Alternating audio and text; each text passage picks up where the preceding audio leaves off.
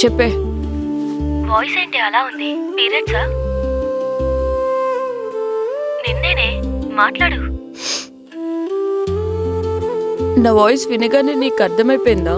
ఒసై, నేను ఆడదాన్నేనే. సిమ్టమ్స్ తెలుసు, అందుకే ఎక్స్పెక్ట్ చేశా. అవును, ఇప్పుడు ఎలా ఉంది పెయిన్? నేను భరించే పెయిన్ కాల్లో ఎక్స్ప్లెయిన్ చేసేంత చిన్నది కాదే. దివ్య, నువ్వు స్ట్రాంగ్ అని చెప్పుకోవడం ఆపు. స్ట్రాంగ్ అని లేబుల్ వేసి అందరినీ అడ్జస్ట్ అవ్వమని నేర్పిస్తున్నారు మనకి. అలా నేర్పించడం వల్లే మనం ఇలా ఉన్నాం. ఇంకేం చేయలేమే, అడ్జస్ట్ అవ్వక తప్పదు. ఇంట్లో నా పెయిన్ గురించి మాట్లాడేంత స్పేస్ కూడా లేదే. ఇది నీ తప్పు కాదే. ఈ పెయిన్ ని నార్మల్ గా ట్రీట్ చేసే సొసైటీ తప్పు. అలా ఉంది ఈ సొసైటీ. ఏం చేస్తామే?